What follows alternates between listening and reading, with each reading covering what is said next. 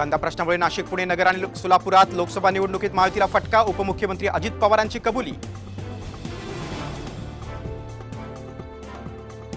राज ठाकरे जुलै महिन्यापासून महाराष्ट्र दौऱ्यावर. प्रत्येक मतदारसंघाचा घेणार आढावा. विधानसभा निवडणुकीच्या पार्श्वभूमीवर दौऱ्याला महत्त्व.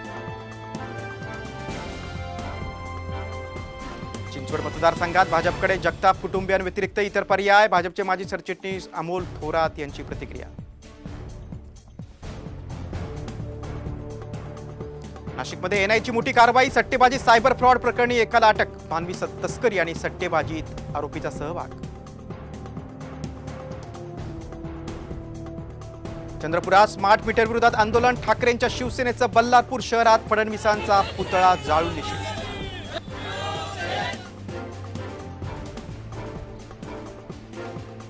नंदुरबार शहरात जोरदार पावसाची हजेरी. पावसानंतर शेतीच्या कामांना वेग. शहादा आणि धडगाव तालुक्यात बियाणं खरेदीसाठी लगबग.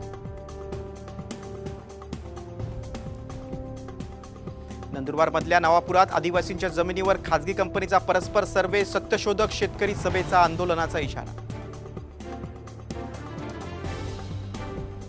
उल्हासनगरमध्ये इमारतीच्या क्रेनला आग. निर्माणाधीन औरस इमारतीवर लागली होती आग. क्रेनमध्ये अडकलेला कामगार सुखरूप.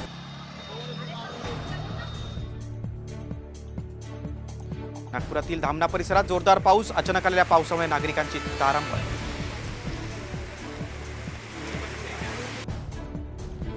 अमरावती जिल्ह्यात अखेर मान्सून दाखल. शेतकरी वर्गात आनंदाचं वातावरण. पेरणीच्या कामांची लगबग.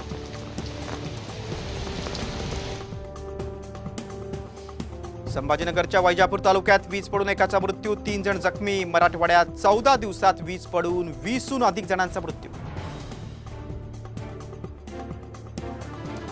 सिंधुदुर्गातील प्रसिद्ध न्हावणकोंड धबधबा प्रवाहित. पाण्याचा प्रवाह वाढताच पर्यटकांची रेलचेल वाढली.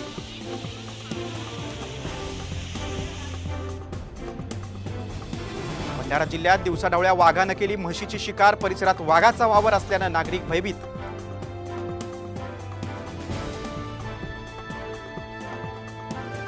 पुण्यातल्या हिंजवडीतल्या वाहतूक कोंडीवर मार्ग काढण्यासाठी आयटी अभियंत्याची अनोखी शक्कल. कामाला लवकर पोहोचण्यासाठी ई सायकलनं प्रवास.